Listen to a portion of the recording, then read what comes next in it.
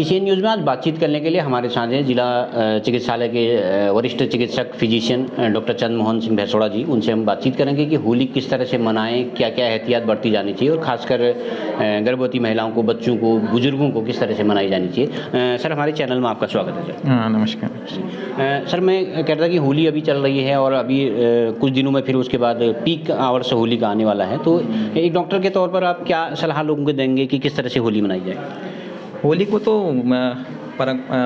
प्रेम भाव से ही मनानी चाहिए, जैसे होली मनाई जाती है, और ज़्यादा इसमें लड़ाई झगड़ा लोगों को नहीं करना चाहिए।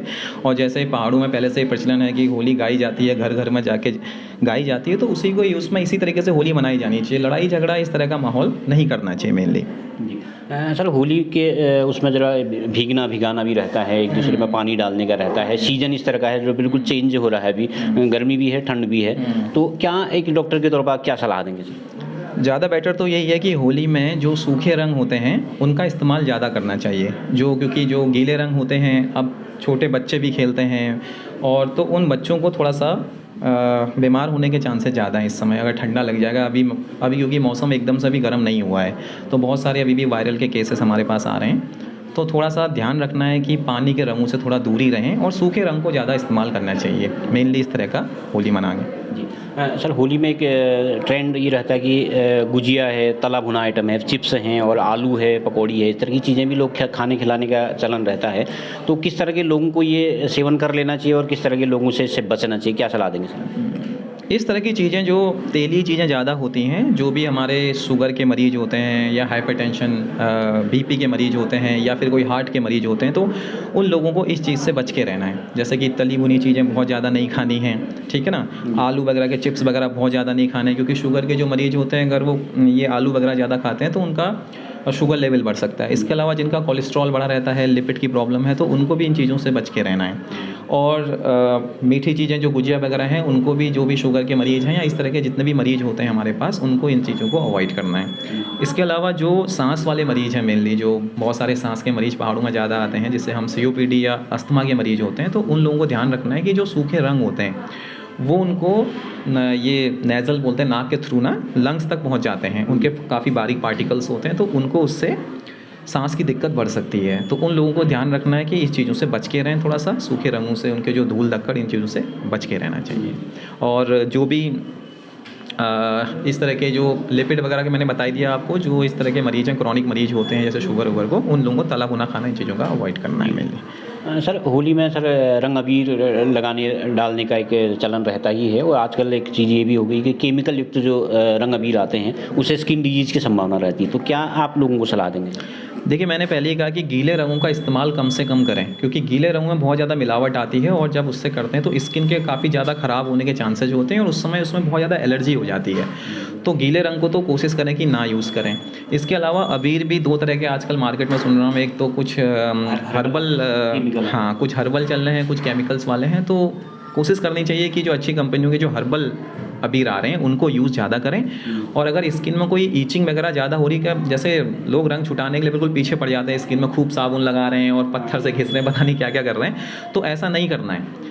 थोड़ा सा आप कर लीजिए, थोड़ा सा साफ़ कर लीजिए, वो 2-3 दिन के बाद, 4 दिन के बाद वो रंग अपने आप ही उतर जाएगा। उसमें कोशिश बहुत ज़्यादा नहीं करनी कि पूरा स्किन को मैं आज ही अपना रंग बाहर निकाल देता हूँ। और बहुत ज़्यादा ईचिंग होती है या कोई प्रॉब्लम हो रही है तो एक बार डॉक्टर से सलाह ले सकते हैं, उसके लिए दवाई वगैरह हम उनको दे देंगे। तो बहुत ज़्यादा स्किन पे ये गीले रंगों का इस्तेमाल मेरे ख्याल से कम करना है, और हर्बल जो अबीर वगैरह, गुलाल वगैरह आ रहे हैं, उनको ज़्यादा से ज़्यादा यूज़ कर सकते हैं। सर, गर्भवती महिलाओं और खासकर बच्चों के लिए क्या आप कोई स्पेशल सलाह आप देंगे सर?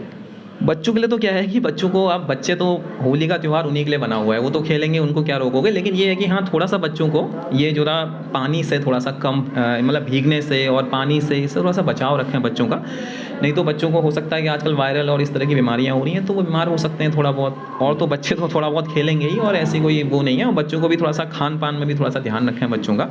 बहुत ज़्यादा, मतलब अगर घर में आजकल खूब बनेगा, जैसे चिप्स बन रहे हैं और गुजिया हैं, तो इन चीज़ों का भी थोड़ा सा बच्चों को कम खिलाएं, थोड़ा सा उनका मतलब ध्यान रखें, स्वास्थ्य का भी ध्यान रखें उस हिसाब से। जी सर, एक फाइनल सवाल कि होली में एक बुरा चलन भी रहता है कि भांग है, लिकर है, बियर है, इस तरह की चीज़ों का इस्तेमाल लोग करते हैं।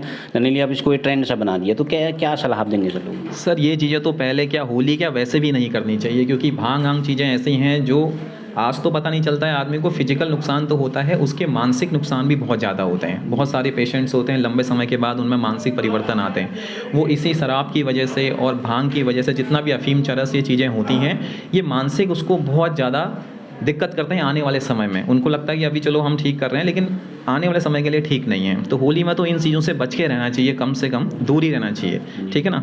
और जितना भी, क्योंकि लिकर तो आजकल आप जानते हैं हर जगह फैशन बन गया है कि होली में तो भाई सब शराब तो पीनी है। तो कोशिश करनी चाहिए इनसे बच के रहें। और जो लोग पहले से ही बीमार हैं या उनको पहले से कोई डिजीज़ है, जैसे मैंने आपको बताया, वो किसी को बीपी की प्रॉब्लम है, किसी को शुगर की प्रॉब्लम है, किसी को लिपिड की प्रॉब्लम है, तो इन लोगों को इन चीज़ों से बच के रहना चाहिए।